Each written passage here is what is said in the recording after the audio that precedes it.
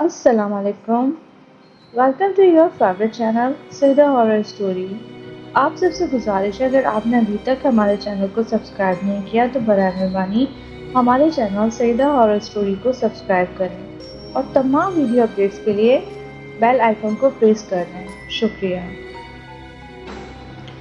दिलों पर लर्ज़ा तारी कर देने वाली इंतहाई खौफनाक और सच्ची कहानी, एक जालिम जिन की दास्तान।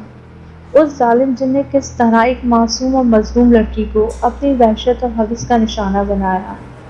तो आइए शुरू करते हैं। सदफ की उम्र इस वक्त 20 साल थी। वो अपनी जवानी की सीढ़ियों पर कदम रख चुकी थी।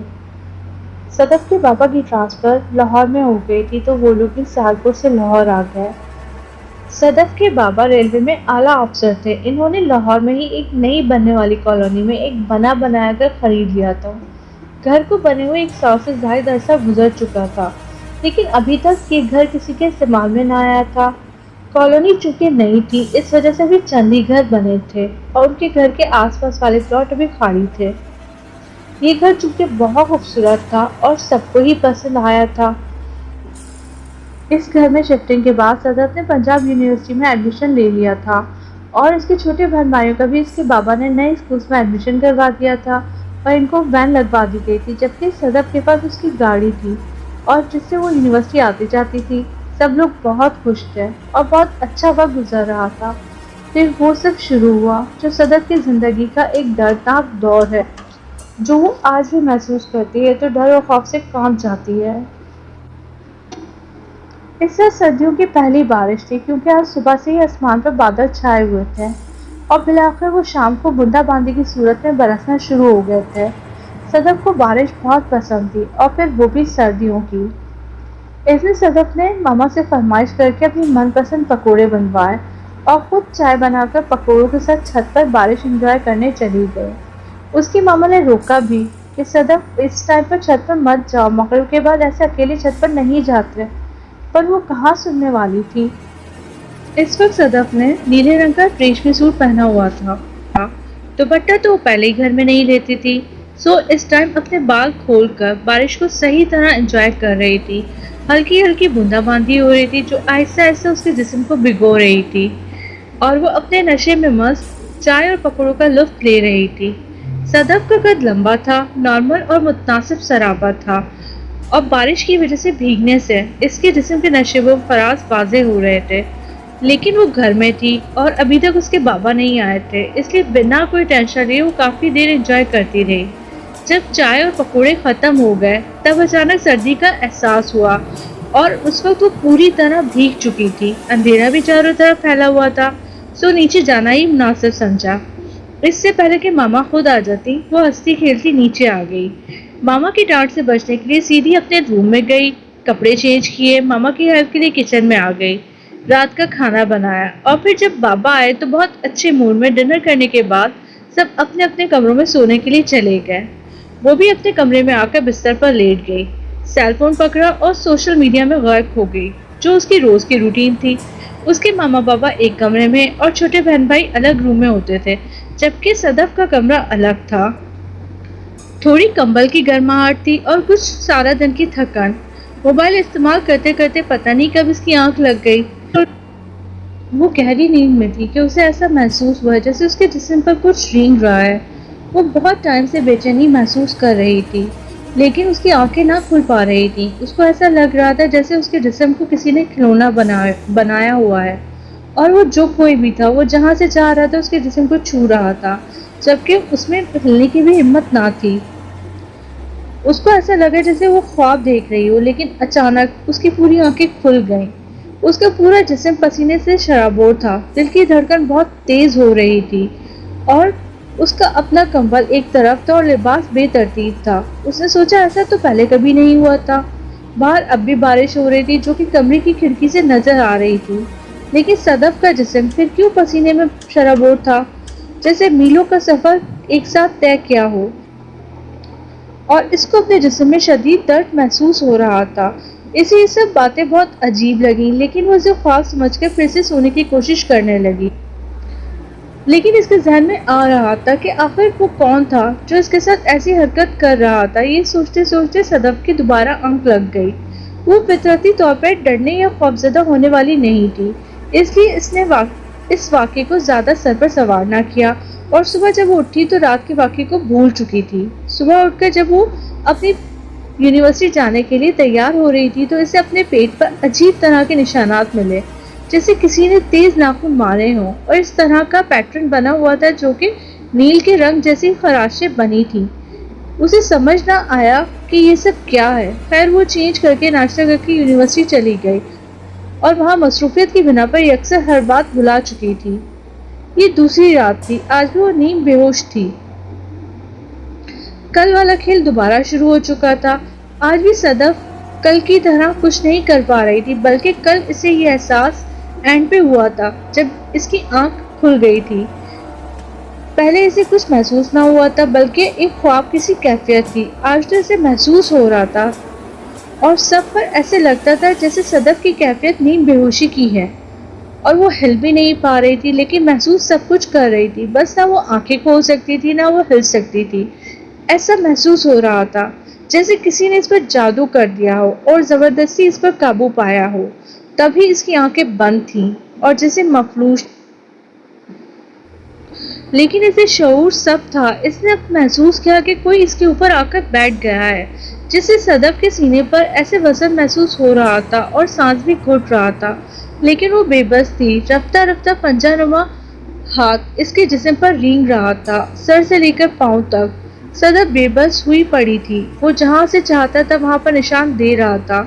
ایسا لگتا تھا جیسے کسائی اپنی چھری سے کسی نازک جانور کو چھیڑ رہا ہو، جس سے اس کے بدن پر خراشیں آ رہی ہوں، اور وہ منہ کو چھوڑ کر اس کے جسم سے مکمل طور پر لطف اندوز ہو رہا تھا، اور پھر رینگتا ہوا اس کی ٹانگوں سے ہوتا ہوا اس کے پاؤں پر سے غائب ہو گیا۔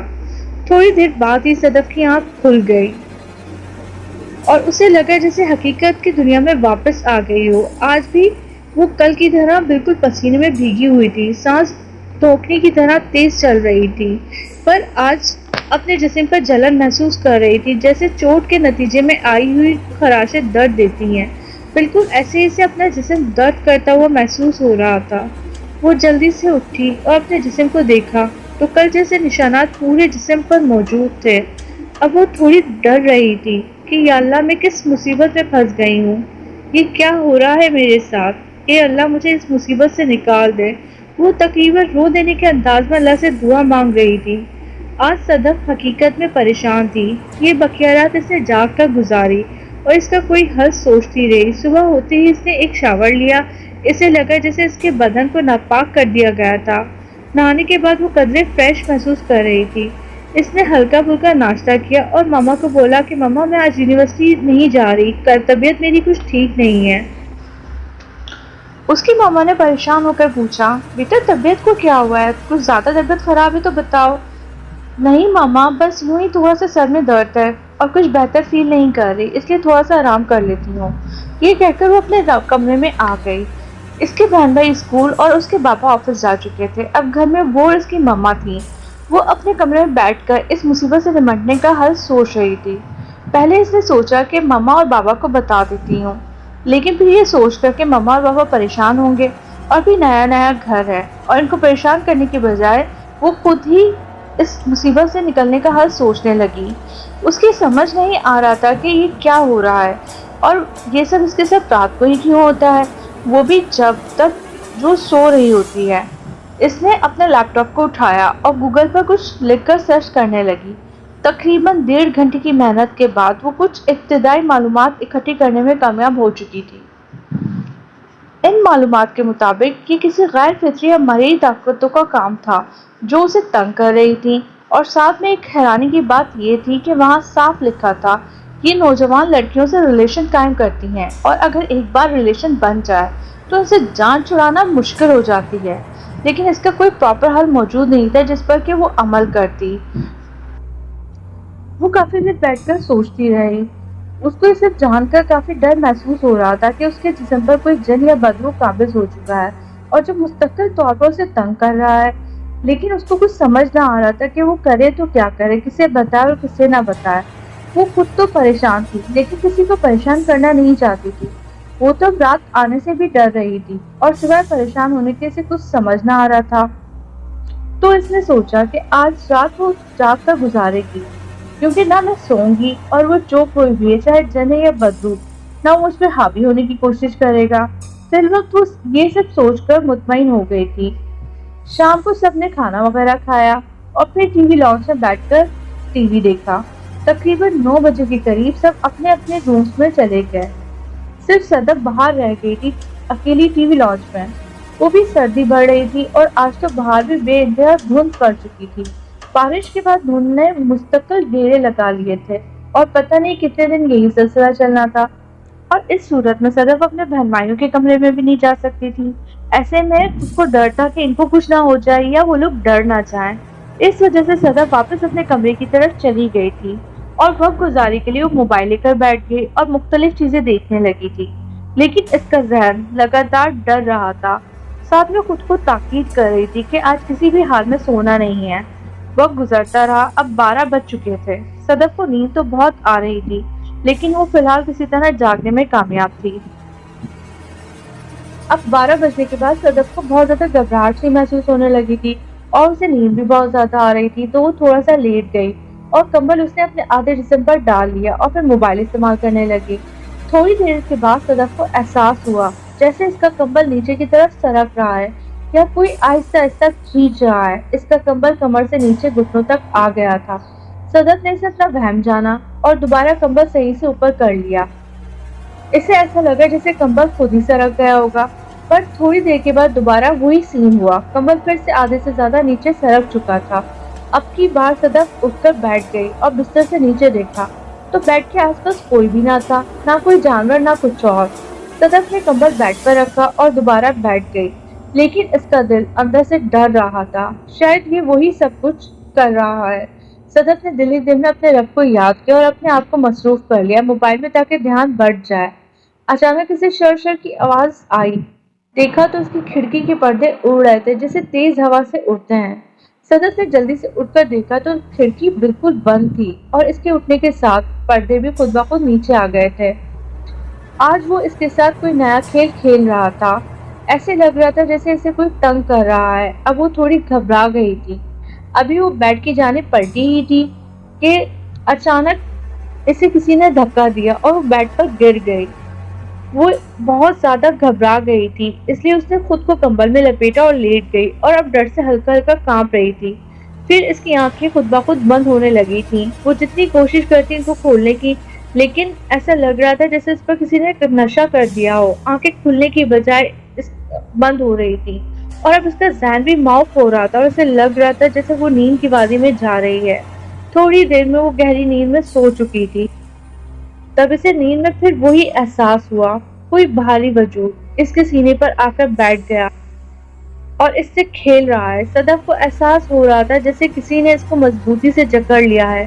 وہ اس کے سامنے بے بس ہے اور وہ جو کوئی بھی تھا بہت طاقتور تھا۔ صدف کو اپنی سانسیں گھٹتی ہوئی محسوس ہو رہی تھی۔ تب اس کی گرفت کچھ ڈھیلی محسوس ہوئی، لیکن اب کی بار پھر وہی منحوس پنجہ نما ہاتھ صدف کے جسم پر رینگ رہا تھا۔ پنجہ جہاں جاتا، بعد میں صدف کو تکلیف کا احساس ہونا شروع ہو جاتا تھا، کیونکہ واپسی پر وہ جگہ خراشوں سے بھر جاتی تھی۔ ایک لڑکی کی نرم جلد کو جیسے کانٹوں سے بھنبوڑا جا رہا ہو۔ وہ جو کوئی بھی تھا نہایت ظالم تھا اور اس کی ہمت دن بدن بڑھتی جا رہی تھی۔ وہ ہاتھ نئے سروں کو کھوج رہا تھا اور ہر روز پہلے سے زیادہ درد اندازی کرتا۔ آج تو صدف کو جیسے کسی نے جکڑا ہوا تھا، وہ ہل بھی نہیں پا رہی تھی۔ تبھی وہ ہاتھ سر سے پاؤں کی طرف بڑھا اور پورے جسم پر سے رینگتا ہوا پاؤں سے ہوتا ہوا غائب ہو گیا۔ تھوڑی دیر میں ہی صدف کی آنکھ کھل گئی تھی۔ جب صدف کی آنکھ کھلی تو وہ بہت ڈری ہوئی تھی اور گھبرائی ہوئی تھی۔ اس نے جلدی سے پاس پڑے جگ میں سے پانی ڈال کر پیا۔ اتنی سردی کے موسم میں بھی ایک گلاس پانی وہ ایک ہی سانس میں پی گئی تھی۔ اس نے اپنے آپ کو ٹاول سے خشک کیا کیونکہ وہ ایک بار پھر پسینے سے بھیگی ہوئی تھی، لیکن اس کے جسم میں درد کی چیزیں اٹھ رہی تھی۔ یہ درد اب صبح فجر تک رہنا تھا اور اس کے بعد یہ کم ہو جاتا تھا۔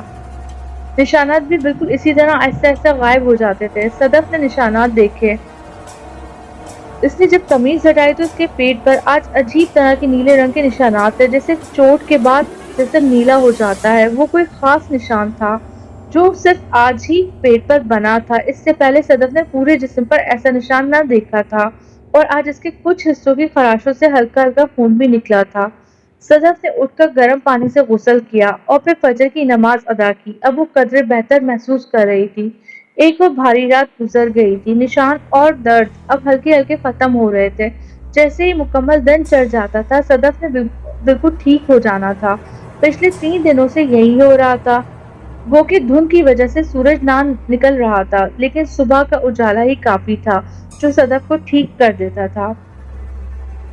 صدف ناشتے کی ٹیبل پر بیٹھی سوچ رہی تھی کہ اب تو جاگنے والا طریقہ بھی کام نہ آیا، اب کیا ہوگا۔ وہ رات 12 بجے سے لے کر صبح 6 بجے تک سوئی رہی تھی اور اس دوران بس تکلیف میں رہی تھی۔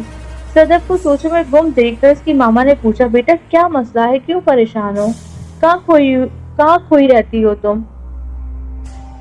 کچھ نہیں ماما، بس ویسے ہی، کوئی بھی پریشانی نہیں ہے مجھے، صدف نے جواب دیا اور جلدی جلدی ناشتہ کرنے لگ گئی۔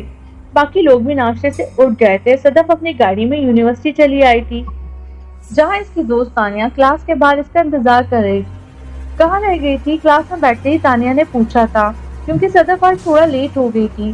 کچھ نہیں یار، ٹریفک میں ٹائم لگ گیا تھا، اس لیے تھوڑا لیٹ ہو گئی۔ اچھا یہ بتاؤ کل کیوں نہیں آئی تھی؟ تانیہ نے پھر سے پوچھا۔ صدف نے معمولی طبیعت خرابی کا بہانہ بنا کر ٹال دیا تھا۔ لیکچر لینے کے بعد وہ دونوں کیفے چلی گئی تھی، جہاں اب وہ سموسے اور چائے کا آرڈر دے کر بیٹھ گئی تھی۔ صدف اب بھی پچھلے 3 دن کے واقعات میں کھوئی ہوئی تھی۔ اس کی رنگت بھی زرد پڑتی جا رہی تھی۔ صدف ایک بات بتاؤ، تانیہ نے پوچھا۔ میں نوٹ کر رہی ہوں تم جب سے آئی ہو کچھ پریشان سی ہو، کہیں کھوئی ہوئی کہ سوچوں میں گم ہو۔ کوئی پریشانی ہے تو مجھ سے شیئر کرو۔ نہیں تانیہ، ایسی کوئی بات نہیں، صدف نے سنبھلتے ہوئے بات بنائی تھی۔ کوئی تو بات ہے، آخر دوست ہو تمہاری، چہرہ دیکھ کر سمجھ آ جاتی ہے کہ تم کب پریشان ہو۔ نہیں بتاتی تو نہ بتاؤ یار۔ تانیہ کے اصرار پر صدف نے اس کو بتانے کا فیصلہ کر لیا تھا کہ یہ سوچ کر 1 سے 2 بھلے، ہو سکتا ہے یہ میری کچھ مدد کر دے۔ صدف نے پچھلے 3 دن اور رات کی ساری تفصیل تانیہ کو بتا دی، اور یہ سب بتاتے ہوئے صدف کے آنسو اس کے گالوں سے بہتے ہوئے ہونٹوں تک آ گئے تھے۔ تب تانیہ نے آگے بڑھ کر اسے گلے سے لگا لیا اور چپ کروایا۔ صدف میری جان، دیکھو تم پریشان نہ ہو، میں ہوں نا تمہارے ساتھ، ہم دونوں مل کر کچھ نہ کچھ حل نکال لیتے ہیں۔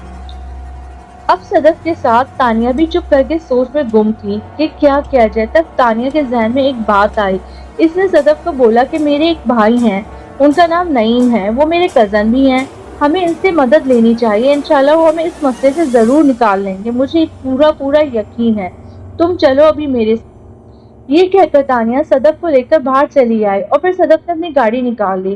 ابھی گھر جانے میں کافی ٹائم تھا، اس لیے صدف زیادہ پریشان نہیں تھی، اور وہ خود بھی چاہتی تھی کہ اس مسئلے کے کوئی نہ کوئی حل نکل آئے، اور تانیہ کے کہنے پر وہ اس کے ساتھ جانے پر رضامند ہو گئی تھی۔ کہاں چلنا ہے؟ صدف نے پوچھا۔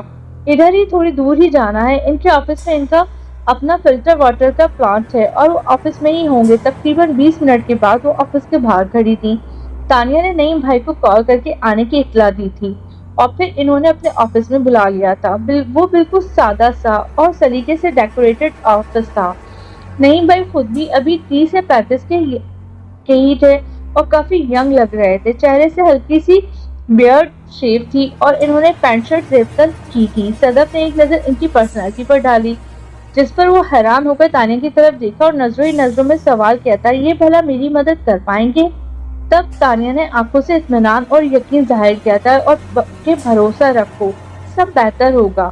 صدف سوچ رہی تھی کہ نعیم بھائی کوئی 40-50 سال کے بارش آدمی ہوں گے جو تسبیح وغیرہ پکڑے ہوں گے، لیکن یہاں ایسا کچھ نہیں تھا۔ یہاں ایک مکمل آفس اور پریکٹیکل ٹائپ بندہ بیٹھا تھا۔ خیر، صدف اور تانیہ سے سلام دعا کے بعد نعیم بھائی نے ان کے لیے چائے کا کہلا بھیجا تھا، کیونکہ سردی آج کافی تھی۔ جی تانیہ، خیریت ہے؟ آج اچانک کیسے آنا ہوا؟ نعیم بھائی کے پوچھنے پر تانیہ نے مختصر بتایا کہ بھائی میں اور صدف ایک ہی کلاس میں پڑھتی ہیں، اور صدف میری بہت اچھی دوست بھی ہے، اور اس کے ساتھ پچھلے 3-4 دنوں سے عجیب و غریب واقعات پیش آ رہے ہیں، اور یہ جب رات کو سوتی ہے تو کوئی چیز اسے تنگ کرتی ہے، جبکہ جاگنے پر اس کے جسم پر نشانات ہوتے ہیں۔ اور جسم بھی درد کرتا ہے اور پھر صبح کو سب نشانات غائب ہو جاتے ہیں۔ یہ بہت پریشان ہے اور ڈری ہوئی ہے۔ اس نے گھر میں بھی کسی کو کچھ نہیں بتایا کہ وہ پریشان نہ ہو، اور یہ لاہور کی ایک سوسائٹی میں نئے شفٹ ہوئے ہیں۔ تانیہ اتنا بتا کر خاموش ہو گئی۔ تب نئی بھائی گویا ہوئے، جیسے تانیہ میری چھوٹی بہن ہے، بالکل ایسے ہی آپ بھی میری چھوٹی بہن ہیں۔ اب آپ کو ڈرنے کی کوئی ضرورت نہیں ہے۔ وہ جو کوئی بھی ہے انشاءاللہ آپ کو مزید پریشان نہیں کرے گا۔ آپ مجھے یہ بتائیں کہ سونے کے علاوہ تو وہ آپ کو کوئی پریشانی نہیں ہوتی؟ مطلب کوئی ڈر خوف تو محسوس نہیں ہوتا یا کوئی چیز دکھائی دی ہو؟ نہیں، ایسی تو کوئی بات نہیں بھائی، بس رات کو ہی یہ سب ہوتا ہے۔ ہاں، کل رات میں سوئی نہیں تھی، لیکن مجھے لگا جیسے مجھے کسی نے زبردستی ڈرا کر سلا دیا ہو۔ چلیں ٹھیک ہے۔ یہ کہہ کر نعیم بھائی نے اپنے ٹیبل سے ایک بیگ نکالا اور اس میں سے ایک تعویذ صدف کو دیا۔ اس کو آپ اپنے گلے میں ڈالنے اور اتارنا نہیں کسی صورت بھی، نہاتے ہوئے بھی نہیں۔ اور رہی بات میری، میں چاہے دیکھنے میں عامل نہیں لگتا، لیکن انشاءاللہ اللہ نے چاہا تو آپ کا مسئلہ ضرور حل ہوگا، کیونکہ لازمی نہیں لمبا چوغا پہن کر اور تسبیح لٹکا کر داڑھی رکھ کر ہی خدمت کی جائے۔ مخلوق کی ایسے بھی صاف ستھرے انداز میں اپنے کام کے ساتھ مخلوق خدا کی خدمت کی جا سکتی ہے۔ اور یہ سارا کچھ اب آپ کو اس لیے بتایا ہے کیونکہ جب آپ داخل ہوئی تھی آپ کی آنکھوں کا سوال میں نے پڑھ لیا، اس لیے میں نے وضاحت کرنا مناسب سمجھا، کیونکہ سب سے پہلے آپ کا مجھ پر اعتماد ہونا لازمی ہے، تبھی آپ اپنے آپ پر اور اپنے ڈر پر قابو پا کر کسی کو ہرا سکتی ہیں۔ اب آپ جائیں، اور اگر رات کو کوئی واقعہ ہو تو صبح لازمی مجھے بتائے گا، پھر اس کا کوئی حل سوچیں گے، اور ویسے مجھے امید ہے اللہ پاک بہتر کرے گا۔ صدف اور تانیہ وہاں سے نکلی تو صدف نے تانیہ کو اس کے گھر پر اتار دیا اور خود گھر آ گئی تھی۔ تعویذ اب اس کے گلے میں موجود تھا۔ وہ خود کو تھوڑا بہتر محسوس کر رہی تھی۔ اسے ایسا لگا جیسے کسی نے اس کے گرد ساتھ بنا دیا ہو۔ وہ گھر میں آئی، ماما سے ملی، چھوٹے بہن بھائی بھی اسکول سے آ گئے تھے، بابا ابھی آفس سے نہیں آئے تھے۔ سردیوں کے دن ویسے بھی بہت چھوٹے ہوتے ہیں اور شام بہت جلدی ہو جاتی ہے۔ آج صدف نے بہت دنوں کے بعد اپنے لیے چائے بنائی اور چھت پر چلی گئی۔ آج موسم قدرے صاف تھا، ابھی تک دھند نہیں تھی، ورنہ دھند سرے شام اپنے سائے پھیلا دیتی تھی، جس سے سردی میں بھی اضافہ ہو جاتا تھا۔ سورج ڈوبتا ہوا صدف کو بہت اچھا لگ رہا تھا اور ہاتھ میں پکڑا ہوا چائے کا کپ اسے ساتھ ساتھ گرمائش دے رہا تھا۔ چھت پر پیچھے کارڈ کباڑ پڑا ہوا تھا۔ گھر کی تمام فالتو چیزیں اٹھا کر چھت پر ایک کونے میں رکھ دی گئی تھی۔ صدف کو لگا جیسے وہاں سے کوئی نکل کر گیا ہے۔ صدف نے سوچا ہو سکتا ہے کوئی بلی وغیرہ ہو۔ اس نے چائے ختم کی اور نیچے جانے لگی۔ اچانک اسے ایسے لگا جیسے بلی کے چیخنے کی آواز آئی ہو۔ اس نے پیچھے مڑ کر دیکھا تو کالا بلّا وہاں کھڑا تھا، جو صدف کو پیچھے دیکھنے پر وہاں سے بھاگ گیا۔ صدف کو کچھ غیر محسوس سا لگا، کیونکہ ایک عام سے اس کا بلّا نہ تھا بلکہ ایک بہت بڑا بلّا تھا، جو ایک عجیب بات تھی، اور دوسرا اس کا گھورنا بھی عجیب تھا۔ صدف یہی سوچتے ہوئے نیچے آ گئی تھی اور پھر اپنے روم میں چلی گئی۔ شام کو اس کے بابا آئے تو سب لوگوں نے مل کر کھانا کھایا اور گپ شپ بھی ہوئی تھی۔ کھانے کے بعد سب نے چائے پی اور پھر بابا کو ایک ضروری کال آئی، وہ اٹھ کر چلے گئے، جبکہ ماما برتن سمیٹنے لگ گئی تھی۔ تب تک 9 سے اوپر کا ٹائم ہو چکا تھا اور جیسے جیسے ٹائم گزر رہا تھا صدف کو آنے والے وقت کا احساس ہو رہا تھا۔ صدف نے اب اپنے کمرے میں پہنچ کر ڈریس چینج کیا اور یونیورسٹی کا تھوڑا کام کرنے لگ گئی۔ تقریباً 11 بجے کے قریب صدف کو نیند آ گئی۔ وہ اپنے بستر پر سونے کے لیے لیٹ گئی تھی اور 12 بجے کے کچھ اوپر کا ٹائم تھا کہ صدف کی آنکھ ایک عجیب سے شور سے کھلی تھی۔ صدف نے آنکھ کھول کر جب شور کی جانب دیکھا تو اس کی چیخ نکلتے رہ گئی تھی۔ بڑی مشکلوں سے اس نے اپنے منہ پر ہاتھ رکھ کر چیخ روکی تھی، لیکن صدف کے دیکھتے ہی دیکھتے وہ جو کوئی بھی تھا غائب ہو گیا تھا۔ صدف نے بس اتنا دیکھا تھا، وہ ایک عجیب خلقت جانور نما بلّا بیڈ کے اینڈ پر دوسری طرف منہ کر کے بیٹھا ہوا تھا، اور جو شور پیدا ہو رہا تھا وہ دراصل اس کی لمبی سی دم کا تھا، جو وہ زمین سے اٹھا کر بیڈ کے ساتھ مار رہا تھا۔ اس لیے عجیب سا شور تھا اور بیڈ ہلکا ہلکا جھولے لے رہا تھا، اور اس کا رنگ بھی عجیب سا تھا، کالا اور بھوری مائل۔ صدف کو سمجھ نہ آ رہی تھی کہ وہ کیا تھا، لیکن ایک بات وہ ضرور ڈر گئی تھی، جیسے اچانک اس کی آنکھ کھلی اور آگے خوفناک بلا بیٹھی تھی جسے دیکھ کر ڈرنا لازمی تھا۔ لیکن اگر اس کی چیخ کی آواز کوئی اور گھر میں سن لیتا تو وہ سب بھی پریشان ہو جاتے کہ پتہ نہیں ہماری بیٹی کو کیا ہو گیا تھا۔ صدف نے شکر ادا کیا اور اس بات پر آیت الکرسی پڑھ کر وہ دوبارہ سونے کے لیے لیٹ گئی۔ لیکن وہ سوچ رہی تھی جب وہ سونے لیتی تھی تو کمرے میں اس نے بڑی لائٹ آن کی تھی، لیکن اب صرف ایک چھوٹی سی لائٹ جل رہی تھی۔ شاید اس نے ہی ایسا کیا ہو، یا جو چیز اس نے ابھی ابھی دیکھی تھی اس نے ایسا کیا ہو۔ صدف نے دوبارہ بڑی لائٹ آن کر لی تھی اور 1 بج رہا تھا، لیکن اب اس کو نیند نہیں آ رہی تھی۔ بے اختیار اس کا دھیان اپنے تعویذ کی جانب گیا تو وہ اس کے گلے میں ہی لٹک رہا تھا۔ اس نے دل ہی دل میں شکر ادا کیا اللہ پاک کا، اور اس کے پاک کلام کی وجہ سے آج وہ محفوظ رہی تھی اور ابھی تک کوئی اس کے پاس نہ آ سکا تھا۔ صدف نے کروٹ لی اور دیوار کی طرف منہ کر لیا، جبکہ اس کے کمرے کا دروازہ اس کی بیک طرف تھا۔ صدف نے سونے سے پہلے دروازہ اچھی طرح بند کیا تھا۔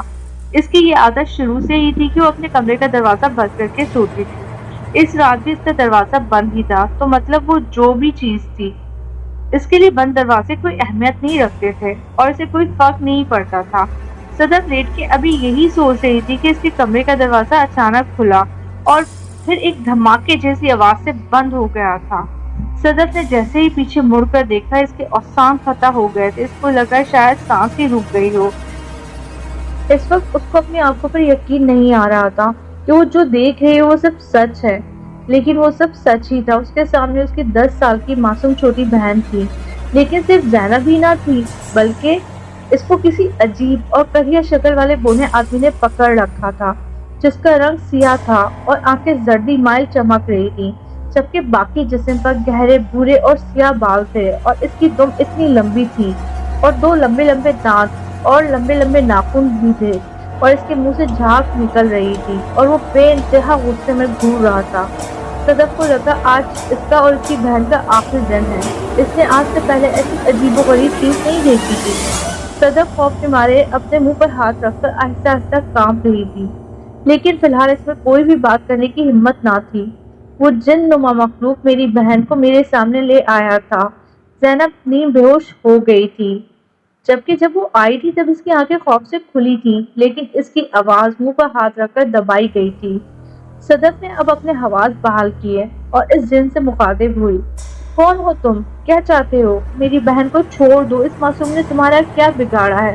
تمہارا جو بھی جھگڑا ہوگا وہ میرے سے ہوگا، اسے چھوڑ دو۔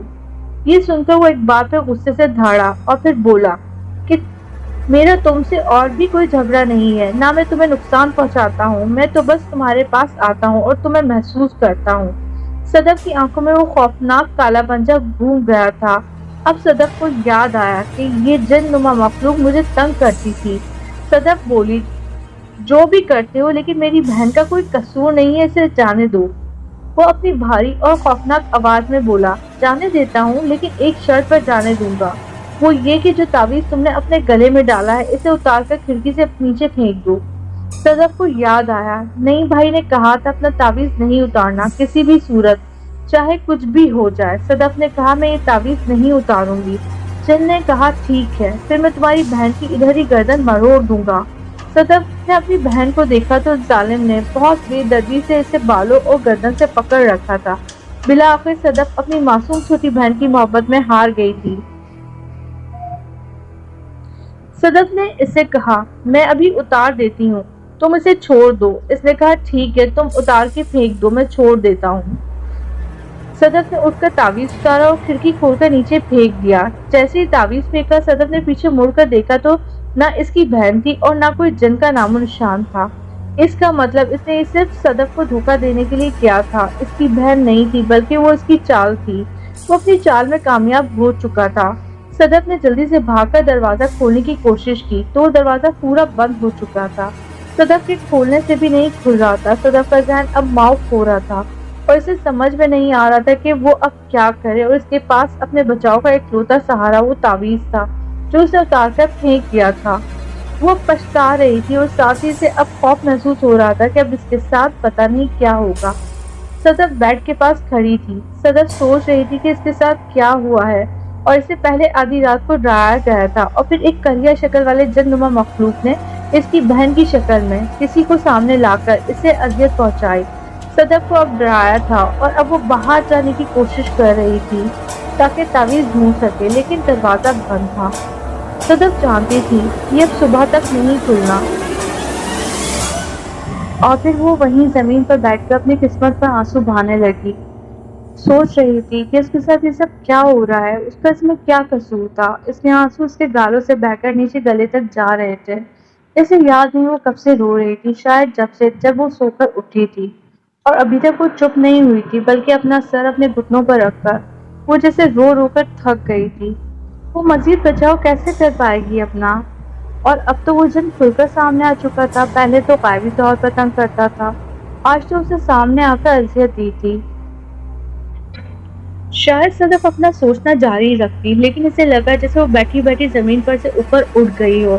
اس نے آنکھیں کھول کر دیکھا تو واقعی اپنے کمرے میں اپنے بیڈ کے اوپر ہوا میں معلق تھی۔ تقریباً 4 فٹ اوپر سے اسے بیڈ پر پٹکا گیا۔ وہ نیچے بیڈ پر گری، اور گرنے کے بعد ایک بار پھر اچھلی تو اس کا سر بیڈ سے بہت بری طرح ٹکرایا، جہاں اتنا بڑا نشان بن گیا تھا۔ پھر وہ آہستہ آہستہ گہری نیند میں چلی گئی اور کسی کے بس میں ہو گئی تھی۔ وہی پنجہ اب اس کے جسم کو نوچ رہا تھا، جیسے کسی درندے کے آگے اس کا شکار پھینکا جاتا ہے تو وہ ٹوٹ پڑتا ہے شکار پر۔ اسی طرح صدف کو بھی نوچا اور بھنبوڑا جا رہا تھا۔ اس کے کپڑے اس کے جسم میں سمٹتے چلے گئے تھے، اور بڑی درندگی سے کسی نے اپنی آنکھ کو اس کے جسم پر بچھا دیا تھا۔ اس کے سارے جسم پر خراشے، نشانات اور جگہ جگہ خون تھا۔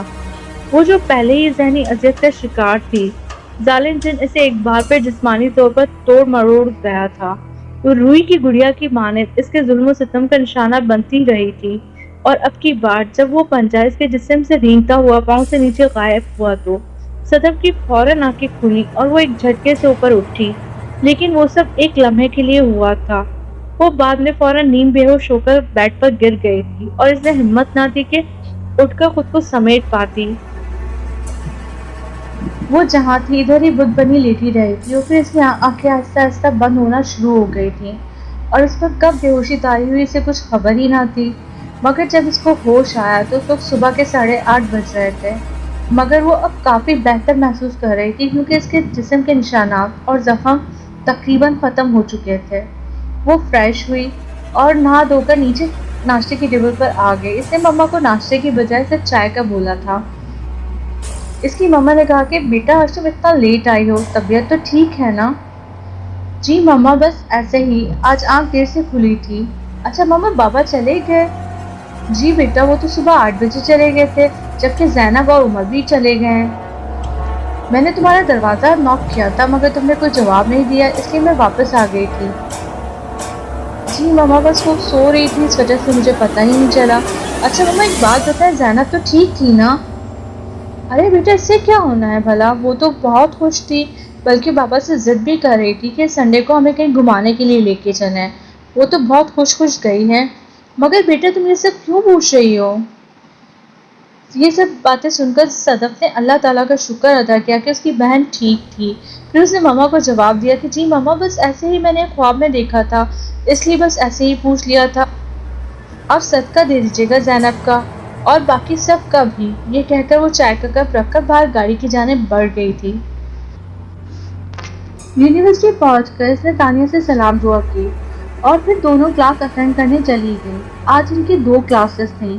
کلاس سے فری ہوتے ہوتے ان کو 12 بج چکے تھے، اور اس کے بعد وہ یونیورسٹی کے پارک کے ایک خالی گوشے میں دونوں بیٹھی ہوئی تھی۔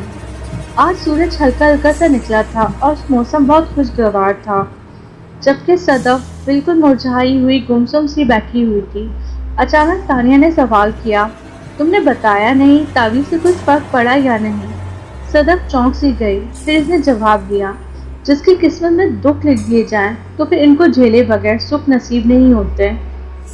یہ کیا بات ہوئی صدف؟ یار میری سوال کا جواب دو نا، کیا پہلیاں بجھوا رہی ہو؟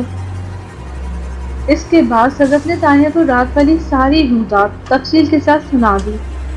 تانیہ نے کہا چلو اٹھو، پھر نعیم بھائی کے پاس چلے، انہوں نے کہا تھا کہ مجھے لازمی بتانا جو بھی ہوا ہو۔ صدف نے کہا ٹھیک ہے چلتے ہیں، اور اس کے بعد وہ دونوں نعیم بھائی کے آفس میں بیٹھی ہوئی تھی۔ صدف کی ساری بات کو نعیم بھائی نے بہت اطمینان سے سنا، اور اس کے بعد انہوں نے کہا ہاں مجھے شک تو تھا کہ وہ ایسا کر سکتا ہے، لیکن مجھے امید نہیں تھی کہ اتنی جلدی ہوگا۔ اس لیے میں نے آپ کو تعویذ اتارنے کا سختی سے منع کیا تھا۔ لیکن چلو ایک بات اچھی ہو گئی کہ وہ ظالم جن اپنی اصلیت میں ہمارے سامنے آ گیا۔ تعویذ کے گھر جانے پر مجھے اس کی طاقت کا تھوڑا بہت اندازہ ہو گیا تھا، اور ایک اور اچھی بات یہ ہے کہ وہ آپ کے گھر والوں کو نقصان نہیں پہنچا سکتا، کیونکہ کوئی خاص عمل کر کے اس نے تم پر قبضہ کیا ہے، ورنہ جنات جیسی مخلوق کے لیے پہلی بار انسانی جسم میں داخل ہونا یا اس کے ذہن پر قابض ہونا سب سے مشکل کام ہوتا ہے۔ اس دوران اگر کوئی اللہ کا ذکر کر لے یا اللہ کا نام لے لے تو وہ جل بھی سکتے ہیں۔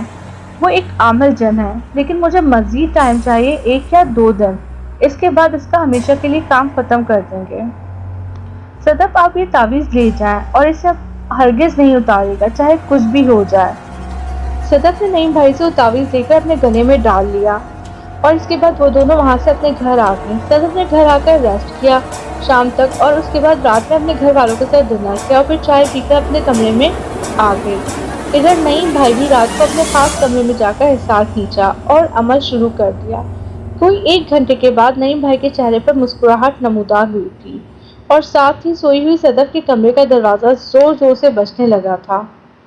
صدف نے جب دروازہ بجنے کی آواز سنی تو اٹھ کر بیٹھ گئی، لیکن اب کی بار شاید کوئی دروازے سے اندر آنے سے گھبرا رہا تھا۔ صدف جانتی تھی یہ وہی ہے، لیکن آج دروازے سے اندر نہیں آ رہا تھا۔ بس 2 بار دروازہ بجا تھا، اس کے بعد مکمل خاموشی تھی۔ صدف کو لگا جیسے یہاں پر وہ موجود ہی نہیں ہے، کیونکہ ہر طرف مکمل پرسرار خاموشی تھی، کوئی غیر فطری حرکت موجود نہیں تھی۔ نعیم صاحب نے تقریباً آج کا عمل مکمل کر لیا تھا، اور ان کے مسکرانے کی وجہ بھی یہی تھی کہ ان کے بھیجے گئے 2 موکلات نے اس زن کو فل وقت بھاگنے پر مجبور کر دیا تھا، اور اس گھر سے کچھ دور رہنے والے اپنے قبیلے میں پہنچ گیا تھا، اور ساری رات موکل صدف کے گھر کی حفاظت میں رہے، اور صبح اذانوں کے بعد وہ واپس چلے گئے تھے۔ صدف نے آج شکر ادا کیا کہ آج وہ رات محفوظ رہی تھی، اور بے اختیار اس کا ذہن تعویذ کی طرف چلا گیا تھا جو اس کے گلے میں لٹک رہا تھا۔ اس نے نعیم بھائی کا دل ہی دل میں شکریہ ادا کیا، اور خود رب کا شکر ادا کرنے کے لیے فجر کی نماز پڑھنے چلی گئی تھی۔ یونیورسٹی میں ثانیہ کے پوچھنے پر اس نے بتایا کہ رات کو 2 بار دروازے پر دستک ہوئی تھی، لیکن اس کے بعد مکمل خاموشی ہو گئی تھی۔ ثانیہ نے بھی شکر ادا کیا اور بولا کہ تم فکر نہ کرو، اس کا مکمل حل نعیم بھائی کر دیں گے۔ صدف کے مسکرا کر اس بات میں سر ہلانے پر ثانیہ نے بھی اس کا مسکرا کر ساتھ دیا تھا، اور اپنے گھروں کو جانے کے لیے اٹھ کھڑی ہوئی تھی۔ گھر آ کر صدف نے اپنے کپڑے چینج کیے۔ آج اس کا موڈ بہت اچھا تھا، اس لیے وہ کچن میں آ گئی تھی اپنے مما کا ہاتھ بٹانے کے لیے۔ ابھی وہ برتن دھو کر فارغ ہوئی تھی اور پھر سے دودھ نکال رہی تھی کہ اچانک اسے محسوس ہوا کوئی اس کے پیچھے ہے۔ اس نے پیچھے مڑ کر دیکھا، مگر وہاں پر کوئی بھی نہیں تھا۔ اس نے اپنا محل سمجھ کے بعد ذہن سے نکال دی، لیکن چائے بناتے وقت وہ مسلسل نوٹ کر رہی تھی کوئی جیسے اس کے آس پاس ہے۔ صدف کی چھٹی حس کہہ رہی تھی کہ وہ کسی کی نظروں میں ہے، کوئی اس کو بے دردی سے دیکھ رہا ہے، اور اس کی نگاہ اپنے جسم پر محسوس کر رہی تھی، لیکن اس کو کچھ دکھائی نہ دیا تھا۔ ہوتا یہ ہے کہ انسان کی چھٹی حس محسوس کر لیتی ہے اس کو کوئی دیکھ رہا ہے، لیکن اگر کوئی چھپ کے دیکھ رہا ہو تو بھی محسوس ہوتا ہے، اور صدف کے ساتھ بھی یہی ہو رہا تھا۔ صدف کچن سے فری ہو کر صدف باہر آ گئی، مگر یہاں بھی اسے محسوس ہو رہا تھا جیسے اس کے آس پاس کوئی ہے اور مسلسل اس سے کوئی گھور رہا ہے۔ مگر پھر اس نے اللہ کا شکر ادا کیا اور مطمئن ہو گئی کہ اللہ تعالیٰ اس کے ساتھ ہیں، اور پھر نعیم بھائی کا دیا ہوا تعویذ بھی اس کے گلے میں تھا۔ بہرحال اپنی مما اور بہن بھائی کے پاس آ کر بیٹھ گئی، تو پھر اسے وقت کا پتہ ہی نہ چلا۔ رات کا کھانا کھا کر وہ روم میں آ گئی تھی۔ صدف کا دل مستقل ڈر رہا تھا، اسے خوف محسوس ہو رہا تھا۔ اس کا دل چاہا کہ وہ کال کر کے نعیم بھائی کو سب کچھ بتا دے، لیکن پھر اس نے سوچا رہنے دو، اور وہ اپنے ٹائم پر سونے کے لیے لیٹ گئی تھی۔ آج نعیم بھائی نے پھر اپنے کمرہ خاص میں جا کر حصار بنایا تھا اور پھر عمل شروع کر دیا تھا۔ پہلے انہوں نے اپنا روز کا وظیفہ مکمل کیا، اور پھر انہوں نے آج خاص عمل کر کے صدف کے اوپر قابض ان کو بلانا تھا۔ جب عمل مکمل ہو گیا تو نعیم بھائی کے سامنے ایک کالا سا دھواں ظاہر ہوا تھا جس نے ایک انتہائی خوفناک شکل اختیار کر لی تھی۔ نعیم بھائی نے ڈائریکٹ پتے کی بات کرنے کا سوچا اور کہا کہ کون ہو تم، کہاں سے آئے ہو اور اس بچی سے کیا چاہتے ہو؟ نعیم بھائی کے پوچھنے پر جن پہلے تو نہ بولا، کافی دیر خاموش رہا، پھر بعد میں بولا ہوا، میرا نام قحافہ بن سلیمان ہے، میں آدھا مسلمان اور آدھا عیسائی ہوں، کیونکہ میرے والد نے ایک عیسائی خاندان میں شادی کی تھی، لیکن میرا فی الحال کوئی مذہب نہیں ہے۔ میری عمر 300 سال ہے اور میں اور میرا قبیلہ مصر سے ہجرت کر کے یہاں آئے ہیں۔ یہاں رہتے ہوئے کوئی 50 سال سے زائد کا عرصہ ہو چکا ہے، اور میرا اس لڑکی کے ساتھ جو بھی تعلق ہے اس کو رہنے دو، لیکن تمہارے حق میں یہی بہتر ہوگا تم ہم سے دور رہو، میرے معاملے میں مت پڑو، یہ نہ ہو کہ کوئی نقصان کروا دو۔ نعیم بھائی سن کر مسکرائے اور بولے کہ تم خوش نہیں کر سکتے، کیونکہ وہ لڑکی اب میری حفاظت میں ہے۔ یہ سن کر جن نے کہا، شاید تم جانتے نہیں ہو، پھر بتا دوں کہ میرا آبائی علاقہ مصر ہے، میرے پاس مصر کا علم ہے، اور مصر کا جادو انتہائی خطرناک ہے، اور میں اس کا عامل ہوں، اس لیے بہتر یہ ہے کہ خود کو دور رکھو، ورنہ صدف کے ساتھ ساتھ تم بھی مرو گے۔ کل 14ویں کی رات ہے، میں کل اس سے شادی کر کے اس سے ہم بستری کروں گا، اور اس کے بعد میں اس کو اپنے شہر، اپنے آبائی گھر مصر لے جاؤں گا، کیونکہ شادی کے بغیر ہم مٹی کی مخلوق کو اپنے قبیلے میں نہیں لے جا سکتے، اور میں اس کو اپنے علم سے اپنے جیسا بنا لوں گا، رانی بنا کے رکھوں گا میں اس کو۔ اس کے بدن پر کمر کے بیچ میں ایک جگہ پر دل ہے جو میں عرصے سے ڈھونڈ رہا تھا۔ ویسے بھی مجھے یہ لڑکی پہلی نظر میں اچھی لگی تھی، معصوم اور پیاری سی۔ اس دن جب شام کو وہ چھت پر نہا رہی تھی تب میرا ادھر سے گزر ہوا تھا تو میں وہیں ٹھہر گیا تھا، اس کے بعد میں وہاں سے کبھی واپس نہیں گیا۔ وہ ساری کی ساری کالونی ہمارے قبیلے کے پاس ہے اور ہمارے قبضے میں ہے، لیکن ہم کسی کو بلا وجہ تنگ نہیں کرتے۔ اب میں چلتا ہوں اور کل ادھر مت آنا ورنہ اچھا نہیں ہوگا۔ اس کے بعد وہ کالے دھوئے کی مانند غائب ہو گیا تھا۔ نعیم نے اچانک اپنی آنکھیں کھولی تو اسے لگا جیسے وہ بہت تھکا ہوا ہو، بہت زیادہ طاقت لگی تھی اس کو یہاں بلانے پر اور بات کرنے پر۔ اس کے بعد نعیم بھائی گہری سوچ میں پڑ گئے اور پریشان ہو گئے تھے، اور خود کو مضبوط رکھنے کے لیے اللہ کے سامنے سجدے میں گر گئے تھے۔ اللہ سے بہتر بھلا کون تدبیر کرنے والا ہے، بے شک وہ سب جانتا ہے۔ صدف کی رات بھی آرام سے گزر گئی تھی۔ یونیورسٹی میں جب وہ کلاس لے کر بالکل فری ہوئی تھی تو تانیہ کے ساتھ لان میں بیٹھ کر ہلکی دھوپ کو انجوائے کر رہی تھی۔ اس دوران تانیہ کو نعیم بھائی کی کال آئی تھی۔ نعیم بھائی نے دونوں کو اپنے پاس بلایا تھا کہ کوئی ضروری بات کرنی تھی۔ اس وقت وہ دونوں نعیم بھائی کے سامنے بیٹھی ہوئی تھی۔ آج وہ تھوڑے پریشان نظر آ رہے تھے۔ انہوں نے کہا، دیکھو صدف، آج چاند کی پوری رات ہے، اور یہ رات کالے علم یا کسی بھی قسم کے جادو کا علم رکھنے والوں کے لیے بہت اہمیت کی حامل ہوتی ہے۔ میں نے کل تمہارے اوپر جو جن آتا ہے اس کو حاضر کیا تھا، وہ مصر کے خطرناک جادو کا ماہر ہے، اس کا پورا قبیلہ باغ ہے۔ ہو سکتا ہے وہ آج تمہیں نقصان پہنچانے کی کوشش کرے، اس لیے میں نے سوچا تم کو بتا دوں، لیکن ڈرنے کی فکر نہیں ہے، اللہ سے بڑا کوئی نہیں ہے۔ اس لیے مجھے کچھ عمل کے لیے تمہارے گھر جانا ہوگا تاکہ میں وہاں جا کے کچھ حالات کو بہتر بنا سکوں اور اچھے حالات پیدا کر سکوں اپنے لیے اور تمہارے لیے بھی۔ پھر کیا خیال ہے؟ صدف ایک دم گھبرا گئی اور تانیہ کی جانب دیکھنے لگی۔ پھر صدف نے جواب دیا کہ آپ کی بات ٹھیک ہے، لیکن بھائی میں اپنے گھر میں اپنے ساتھ ہونے والے واقعات کسی کو بھی نہیں بتایا ابھی تک۔ ہاں، ایک حل ہے اس کا کہ میں تانیہ کو بھی اپنے ساتھ لے لیتی ہوں۔ ماما کو بتا دوں گی کہ تانیہ کے بھائی ہیں اور پاپا اور بچوں نے شام کو ہی آنا ہے۔ ٹھیک ہے، جیسے تمہاری مرضی۔ تانیہ نے ہاں میں ہاں ملائی۔ تو تقریباً آدھے پونے گھنٹے میں وہ دونوں صدف کے گھر تھے۔ صدف کی ماما ان کو دیکھ کر بہت خوش ہوئی تھی۔ اب وہ کچن میں ان کے لیے چائے بنانے چلی گئی تھی۔ نعیم بھائی اب اٹھ کر چل پھر کر گھر کا جائزہ لے رہے تھے۔ صدف کو مخاطب کر کر بولے، جب میں یہاں آیا تھا تو یہاں تمہارے کمرے کے آس پاس دو عجیب و غریب قسم کے بونے نما گنجے آدمی کھڑے تھے، جن کا لال سا رنگ اور بڑی بڑی آنکھیں تھیں۔ منہ کے اوپر بڑا سا ناک اور دو لمبے سے دانت تھے، جو مجھے دیکھ کر یہاں سے سیدھا کھڑکی کے راستے بھاگ گئے تھے۔ فی الحال یہاں اب کوئی نہیں ہے، لیکن یہ گھر ان کے قبضے میں ہے، وہ جب مرضی آ سکتے ہیں۔ بہتر یہ ہے کہ میں اس گھر کو حصار میں کر کے کیل دوں تاکہ اب دوبارہ ان میں سے کوئی بھی یہاں داخل نہ ہو سکے۔ یہ کہہ کر وہ اپنے ساتھ لائے سامان میں سے ایک ہتھوڑی اور کیل لے کر باہر چلے گئے، پھر گھر کے چاروں طرف پڑ کر کیل لگا دیے۔ اب یہ گھر محفوظ تھا، کسی بھی قسم کی شیطانی مخلوق یہاں نہیں آ سکتی تھی۔ گھر آ کر صدف کو بتا دیا کہ سب ٹھیک ہے، اب گھر کو حصار میں کیل دیا ہے۔ پھر صدف کے کمرے کے دروازے کے اوپر ایک نقش چھوٹا سا لگا دیا تھا۔ پھر تب تک صدف کی ماما چائے لے کر آ گئی۔ انہوں نے سکون سے چائے ختم کرنے کے بعد تانیہ اور نعیم بھائی جانے کے لیے اٹھے تو صدف انہیں دروازے تک چھوڑنے آئی تھی۔ तब नईम भाई ने कहा था कि अब डरना नहीं है और थोड़ा टाइम पहले कमरे में चली जाना, और फिर उसको पढ़ने के लिए उन्होंने कुछ चीजें बताई थी। रात खाने के बाद सदफ टाइम से पहले ही अपने कमरे में चली गई थी। इधर वो जालिम जिन अपना अमल मुकम्मल करके फौरी फुल तैयारी के साथ सदफ के घर की तरफ चला आ रहा था। वो अकेला नहीं था, इसके साथ कोई दर्जन भर के करीब दूसरे इसके साथी भी थे। और घर के पास पहुंचकर इन्होंने देखा जैसे घर को आग लगी हो और हर तरफ आग फैली थी और साथ में बिजली सी छोड़ी हुई हो। इस तरह का मंजर देखकर कहाफा बिन सुलेमान जिन पहले तो घबराया, फिर दूसरे साथियों को बोला कि तुम फिक्र मत करो, कुछ नहीं होता, ये सब नजर का धोखा है, असल में ऐसा कुछ नहीं है। इसलिए इसने अपने दो साथियों को अंदर जाने के लिए भेजा, तो वो दरवाजे को लगी आग से अंदर ना जा पाए, बल्कि आग से टकराकर जलकर कोयला हो गए और वापस बाहर इनकी राख ही आकर गिरी थी। बस ये देखकर इसके सारे साथी डर गए और उसको अकेला छोड़कर भाग गए थे। कहाफा बिन सलमान को गुस्सा तो बहुत आया था। फिर वो आगे बढ़ा और अपने ऊपर एक मंत्र पढ़कर फूंका। एक तेज सुर्ख रंग की रोशनी इसके इर्द गिर्द घूमने लगी थी और वो आराम से आग की दीवार पार करके अंदर दाखिल हो गया था।